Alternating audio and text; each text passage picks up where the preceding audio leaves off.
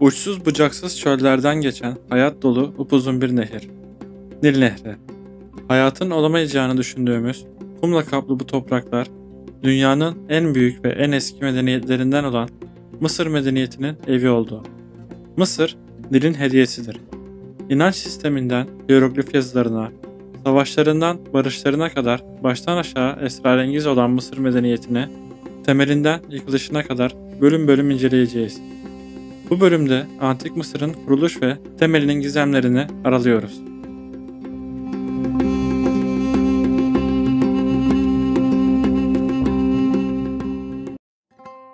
Mısır, Nil Vadisi'nin Afrika'dan Avrasya'ya giden göç yolunun büyük bir çoğunluğunu oluşturmasından dolayı her dönem gerek insan gerek insansız türler tarafından aktif olarak kullanılmıştır. Fakat Nil Nehri sürekli olarak taştığından dolayı bu döneme ait bulgulara çok nadir rastlanıyor. Bu yüzden Mısır'da bulunabilen en eski Homo sapiens iskeleti 30 bin yıl öncesine aittir. Ceset taş bir baltanın yanına gömülen Afrikalı modern bir insana aitti. 20'li yaşlarında olan 1.60 boyundaki insan o zamanlarda Mısır'da yaşayanların görünüşünü gözler önüne seriyor. Görüleceği üzere o zamanki Mısırlılar fiziki olarak bizlerden aşırı da farklı değillerdi. Milattan önce 10 bin yılı ve sonrasına geldiğimizde yabani tahılların hasadı başlamıştı. Nil Nehri havzası aldığı göçlerle nüfusunu arttırdı. Asya'dan hayvan ithaliyle hayvancılık başladı. Daha merkeziyetçi bir toplum oluşmuştu. Zamanla tarım ile hayvancılık toplumların ana geçim ve yaşam kaynağı oldu.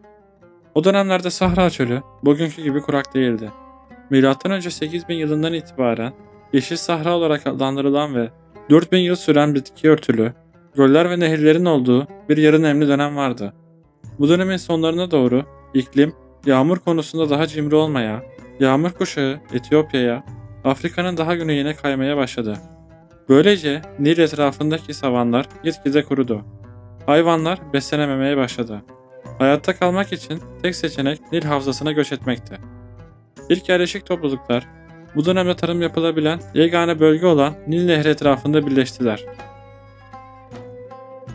Nil Nehri her yıl yılın belirli zamanlarında durdurulamaz bir güçle taşar. Taşarken de havzasına alüvyal topraklar ve mineraller taşır. Ekilebilir topraklar su altında kalır. Taşkın suları çekilince gübrelenmiş ve sulanmış toprak tahıl ekimine hazır olarak yeniden ortaya çıkar. Yetersiz ve aşırı taşkın yaşanan bazı zamanlar sıkıntı yaratsa da Nil Nehri'nin bu özellikleri tarım için çok büyük bir avantajdır. Ekonominin tarıma dayandığı bu dönemlerde Nil Nehri sakinlerine oldukça bonkör davrandı.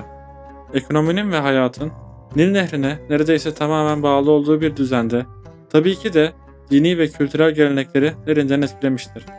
Nil Nehri etrafında büyük bir medeniyetin kurulmasını sağladı. Nüfus hızlıca artarak topluluklar oluştu. Bu topluluklar da büyüyerek aşağı ve yukarı Mısır'ı oluşturdu. Nil Nehri'nin büyük avantajlarının yanında Mısır bölgesinin etrafındaki çöller ve denizler doğal bir koruma sağlıyordu. Bu doğal engelleri aşabilmek oldukça güçtür. Bölge tarih boyunca bu stratejik avantajından faydalanmıştır. Günümüzde dahi Mısır'a askeri bir harekat düzenlemek oldukça zorlu olacaktır. Nil Nehri ulaşım aracı olarak da yoğun olarak kullanıldığından bölgedeki ticareti ve etkileşimi oldukça arttırmıştır. Mısır sürekli olarak birbiriyle savaşan şehirler bütünü değildi. Merkeziyetçi bir yapısı vardı. Mısır medeniyetinin tek ana kaynağı Nil olduğu için gücün eline tutulması da kolay olmuştur. Bir de önemli bir ayrım olan Yukarı Mısır, Aşağı Mısır ayrımından söz etmek gerekiyor. Nil Nehri'nin akış yönüne doğru adlandırma yapıldığından bu iki coğrafi kavram çokça karıştırılmaktadır. Nil Nehri Doğu Afrika'daki göller yöresinden doğar, Akdeniz'e dökülür. Nil deltasının güneyi ile Asvan şehri ve Nil şelaleleri arasında kalan bölge Yukarı Mısır olarak adlandırılmıştır. Yukarı Mısır ile Akdeniz arasında kalan bölgeye de Aşağı Mısır denmiştir. Nil deltası ile günümüz Kahire'si Aşağı Mısır'da yer alır. Henüz birbirinden ayrık yaşayan, kökeni avcı toplayıcı kabileler olan çiftçilerin olduğu döneme ait ilginç bir keşiften de söz etmek gerek. Asvan'ın yaklaşık 280 km güneybatısında Nubya çölünde yer alan M.Ö. 5000 yılına ait yani Stonehenge'den 2000 yıl daha eski olan oldukça ilginç bir gizemli taş çemberi keşfedilmiştir. Bu taş çember dünyanın en eski astronomik yapılarından biridir. Taş çemberin ve diğer yapıların Güneş'in ve bazı yıldızların konumlarına göre hizalandığı düşünülmektedir. Bu yapının erken dönem tarım toplulukları için bir takvim görevi gördüğü tahmin edilmektedir. Bölgede bulunan hayvan kemikleri doğrultusunda aynı zamanda ritüelistik bir merkez olduğu da düşünülüyor. Mısır'da tarih öncesi dönemlerden Mısır hanedanlıkları dönemine kadarki süreçte birçok farklı kültür ortaya çıkmıştır. Milattan önce 4400-3000 yıllarını kapsayan Nakada kültürü, Antik Mısır'ın siyasi, sosyal ve dini temellerinin son aşamasıydı. Nakada, Yukarı Mısır'da bulunan bir yerleşim alanıdır. Yukarı Mısır'daki yerleşim yerleri daha çok doğal zenginliğe sahipti. Hatta Nakada'nın eski adı Altın Şehri'dir. İyi tarım ve üretim ile kültürün elinde ticareti takas malzemesi olarak kullanabilecekleri fazlalık oluştu. Bunun etkisiyle Aşağı Mısır'a giden ilk insan toplulukları tüccarlardı. Başta barışçıl ilişkiler mevcuttu. Milattan önce 3200'e gelindiğinde Aşağı Mısır'daki yerel kültürlerin üzerinde Nakada kültürü baskısı oluşmuştu. Yukarı Mısır'ın ana yerleşkesi Neken, diğer adıyla Hierakonpolis'ti. Şehir milattan önce 5000 yılları civarından itibaren gelişmeye başlamıştır. En büyük hanedanlık öncesi dönem yerleşim yeridir. Yerleşimde en eski büyük ölçekli bira fabrikaları ile gıda işleme tesisleri, tören meydanı, mezarlıklar keşfedilmiştir. Bunlardan boyalı mezar olarak adlandırılan kalıntı oldukça ilginçtir. Mezar, zemine oyulmuş, kerpiç tuğlalarla kaplanmış ve duvarları ayrıntılı bir şekilde boyanmıştır. Mısır'da bilinen en eski boyalı duvardır. Duvarlara saz tekneler, hayvan figürleri ile dini sahne ve imge boyamaları yapılmıştır. Mezar muhtemelen adı bilinmeyen bir firavuna aittir. Yerleşimde ayrıca farklı türlere ait çok sayıda hayvan kemikleri bulunmuştur. Bu keşif M.Ö. 3500 yıllarına ait en eski hayvanat bahçesini işaret etmektedir. Antik Mısır medeniyetinin temelleri burada atılmış dersek abartmış olmayız. M.Ö. 3400 yıllara geldiğimizde şehrin nüfusu 10.000'e ulaşmıştı. Yukarı Mısır'ın koruyucu tanrıçası Nehbet'tir. Akbaba şeklinde tasvir edilir. Beyaz taç ile ilişkilendirilir. Firavunların annesi ve koruyucusu olarak görülür. Nehbet, Firavun'u savaşta koruyan ve ona kutsal gücünü veren olarak görülürdü. Vajdet ise Aşağı Mısır'ın koruyucu tanrıçasıdır. Kobra şeklinde tasvir edilir. Kırmızı taç ile ilişkilendirilir. Vajdet, Firavunların alınlarında bulunan ve düşmanları yok etmek için kullanılan kutsal yılan, yani Ureus ile özdeşleşmiştir. Bu iki tanrıça Mısır'ın iki bölgesini, Yukarı ve Aşağı Mısır'ın sembolleri olarak görülmüştür ve iki hanım yani Neptün ünvanı ile Firavun'un koruyucuları olarak kabul edilmiştir. Neken'deki Horus Tapınağı'nda M.Ö. 3100 yıllarına ait Narmer Paleti adlı eser bulundu. Bu palet Antik Mısır'a ait en değerli eserlerden biridir. Paletin sanat kısmını kenara bırakırsak eğer bize Mısır medeniyeti hakkında önemli hikayeler anlatıyordu. Paletin bu yönünde Narmer, Yukarı Mısır'ın beyaz tacını ve Aşağı Mısır'ın kırmızı tacını takıyor. İçinde bulunduğu kalabalık bir hiyerarşik alaya benziyor. Narmer herkesten daha büyük. Bu sahnenin altında ise sırrı henüz çözülememiş olan canavar sahneleri var. Onun altındaki sahnede ise Narmer boğa şeklinde tasvir edilerek bir şehrin duvarını yıkmış ve düşmanlarını çiğniyor. Paletin diğer yüzünde ise Narmer ayaklarının altında ölü kişilerin yanındaki henüz hayatta olan düşmanına kraliyet topuzuyla son vuruşu yapmaya hazırlanıyor. Narmer'in arkasında sandaletlerini tutan bir hizmetçi var. Hizmetçinin aksi istikametinde ise Tanrı Horus zaferi izliyor. Peki ya tüm bunlar ne anlama geliyordu? Milattan önce 3100 yılları civarında hırslı kral Narmer Yukarı Mısır'ın hükümdarıydı. Aşağı Mısır ile rekabet halindelerdi. Palette Narmer'in hiyerarşide en büyük olarak resmedildiğini ve Yukarı ile Aşağı Mısır'a ait her iki tacı da taktığını görüyoruz. Narmer düşmanlarını birbiri yenerek ve şehirlerini fethederek Yukarı ve Aşağı Mısır'ı birleştirmiş. Böylece ilk firavun olmuştur. Narmer daha sonra Memphis şehrini kurarak bölgeyi stratejik bir merkez haline getirdi. Firavunlar bir süre iki ülkenin hükümdarı olarak ünvanlarını kullandılar. Birinci hanedan Narmer'den süre gelmiştir.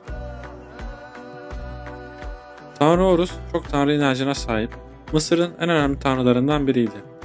Horus, gökyüzü, krallık ve koruyuculuk tanrısı olarak kabul edilir.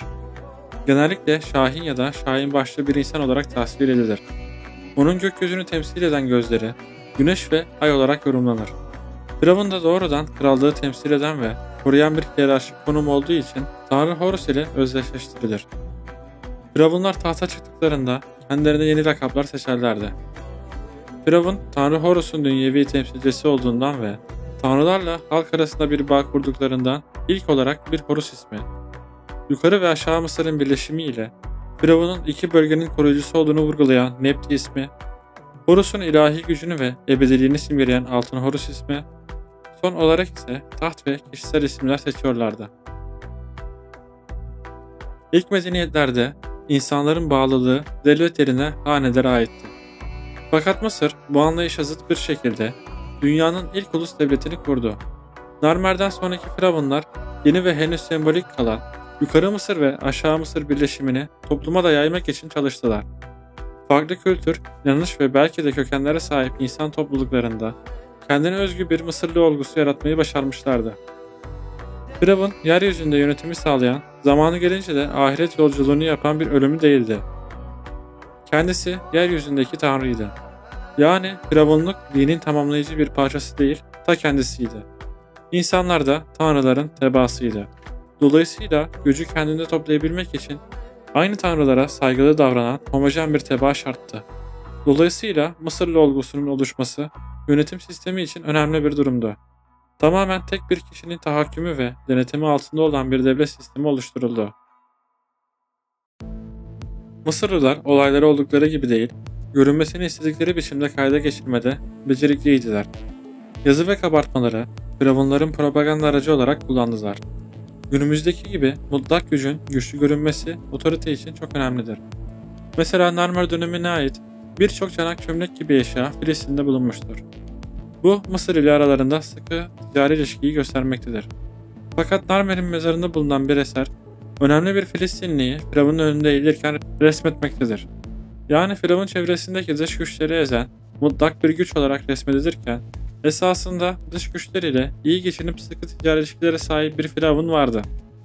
Fakat Mısır'da Firavun güç ile doğar, güç ile ölür. Dolayısıyla sempatik değil, güçlü görünmelidir. Mısırlılar gösterişli törenlerin halkın desteğini sağlamadaki başarısını erken dönemlerde keşfetmişlerdi. Mısır hükümdarları çok eski zamanlardan itibaren ritüellerle bezeli törenler düzenlerlerdi. Mekke'de bulunan bir tören gürzbaşı, ilk krallardan biri olan Akrep Kral'ın bir sulama törenini tasvir eder. Kral bir çapa ile su yolu açarken, karşısında eğilen bir hizmetkar toprağı almak için sepet tutmaktadır. Yelpaze taşıyıcıları, sancaktarlar ve dans eden kadınlar törenin ruhuna katkıda bulunur. Bir başka örnekte ise yüksek bir noktada bulunan platformda tahtında oturan Narmer töreni yönetiyor. Platformun arkasında yelpaze taşıyıcılar ve sandal taşıyıcılar gibi hizmetkarlar var. Bunların arkasında da muhafızlar var. Ele geçirilen ganimet ve düşman esirler kraliyet tahtının önünde sergileniyor.